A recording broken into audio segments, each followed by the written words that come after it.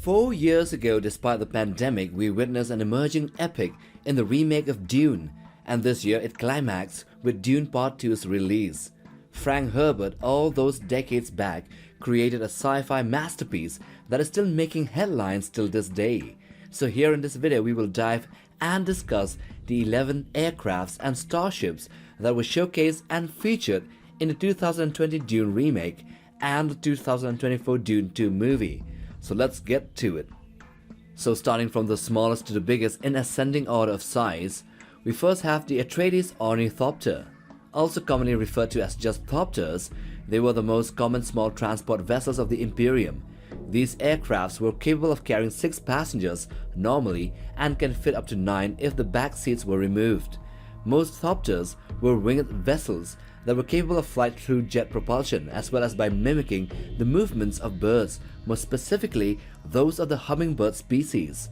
While they have jet engines which were their primary propulsion systems, the wings with the rapid flapping assisted in maintaining altitude as well as for maneuvering the aircraft mid-air. These vehicles function mostly in planets with atmospheres, and they are graded as military equipment with weapons like lasguns and even small missiles. Number 2. The Atreides fighter. So in the beginning scenes of Dune Part 1, whilst on Caladan, the homeworld of the Atreides, we are treated with a delightful scene of a highly maneuverable, supersonic and probably hypersonic capable aircraft that is now commonly referred to as the Atreides fighter jet. This craft is of a swept wing design, but with the right wing being longer than the left wing. This is the same craft that Duncan, Idaho emerged from in the first movie, and must have been either an interceptor or a multi-role fighter craft. In Dune Part 2 there was a short scene that showed us the Imperial variants of these fighter crafts that flew over Arrakeen during the Emperor's arrival on the planet. Number 3. The Spice Carryall. While originally described just as a larger version of an ornithopter with more powerful engines to allow them to be able to carry a spice harvester into the air and transport them over long distances, here in the remake of Dune, the carryalls resemble more like square or rectangular blocks with powerful jet engine propulsions, coupled with the ability to deploy massive balloons that inflate and help them make the spice machines airborne in order to avoid losing the vehicles and equipment to the territorial sandworms. In these two movies, Dune Part 1 and Dune Part 2, they are noticeably smaller than the harvesters. Number 4. The Harkonnen assault troop ships. So these space travel capable ships are small to medium size. They are used mainly for transportation of soldiers from one planet to another or from one part of a planet to another place. The Harkonnen variants are seen to be shaped like light brown or beige PS4 joysticks with 2 bulbous wings on either side. They can transport up to 300 soldiers, and they have the ability to deploy balloons for assisted landing and levitation. They are also equipped with small kind of weaponry like lasguns and small missiles. Number 5. The Harkonnen gunship.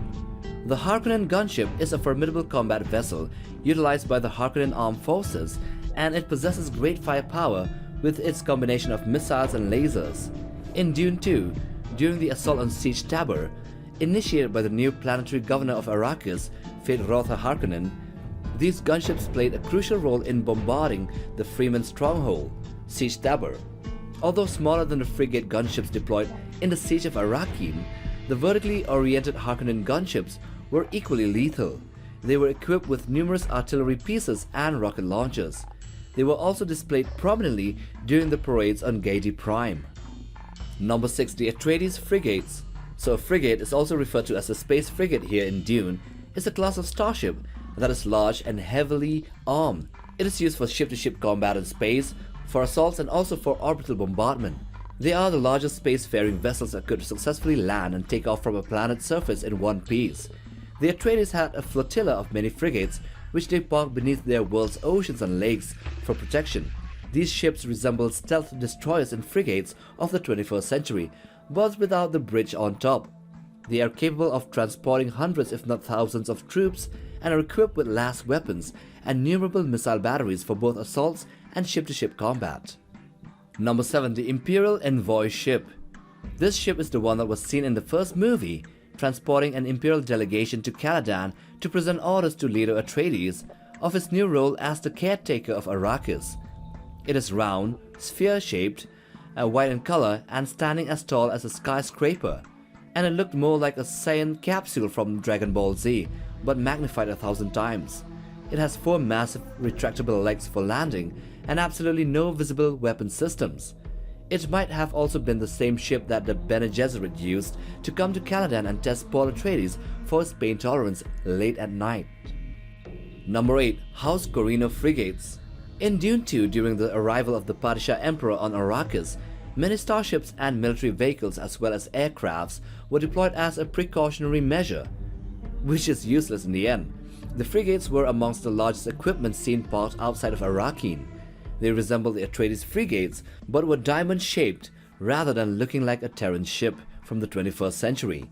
These were probably the same ships seen in the backdrop of the Sardaukar forces in Salusa Secundus during the first movie, which would make sense as the main force defending the Emperor in Arrakis in Dune Part 2 were these elite fighting regiments, the Sardaukar. Number 9. The Harkonnen Frigates. The gunship frigate is a larger class of warship utilized by the Harkonnen forces, and they were the ones that were seen in the beginning of the first movie whilst they were evacuating the planet. These ships are gigantic, bigger than the Atreides frigates and maybe even bigger than the House Corrino frigates. They are equipped with missiles, shield penetration warheads, and powerful lasers. These ships were also seen in the first Battle of Arrakeen, where they attacked the Atreides forces by surprise. This class of ship is Zeppelin-shaped and featured multiple bomb and missile bays running down its fuselage. This was the gunship that was used to rain down heavy ordnance on Arrakeen during the siege. Number 10. The Emperor's Ship. So think about the Imperial envoy ship design which was seen in the first movie, which was round, shaped like a Dragon Ball Z capsule and white in color. But think about it as pure reflective in outer covering, which shimmers like gold in the Arrakis sun, and the ship being way larger at around a kilometer in diameter. Basically, it's like a mini shiny Death Star. This ship carries the Imperial delegation too, and the royal Padishah Emperor as well as his daughter and a contingent of Sardaukar troops and nobles. It might be one of the biggest ships yet seen in Dune. And of course the biggest is the Spacing Guild's Highliner. A Highliner was a colossal starship operated by the Spacing Guild to transport people and equipment throughout the known universe. These immense vessels could easily accommodate thousands of passengers, entire fleets of smaller ships, and vast quantities of planetary goods, as well as spice from one part of the known universe to another. The Spacing Guild Highliners had the unique ability to fold space, allowing them to traverse immense distances instantaneously. Piloted by guild navigators and steersmen, the Highliners did not move in the conventional sense. Their massive size prevented them from flying under their own power. Instead, they followed a pattern of fold jumps from one planet to another. The Holtzman engine, which powers them, creates a bubble around the Highliner and its contents, which the navigator skillfully guides to its destination. And to top it all, the size of the Space Guild Highliners are around 20 to 25 kilometers long. Massive. So those are the biggest aircrafts and starships of 2020's Dune Part 1 and 2024's Dune Part 2 movies. Now, if you like this video, then watch this other one as well. And do check out our channel as we might just have things you haven't seen before. New videos. Like, subscribe, and we'll see you in the next video. Take care, guys.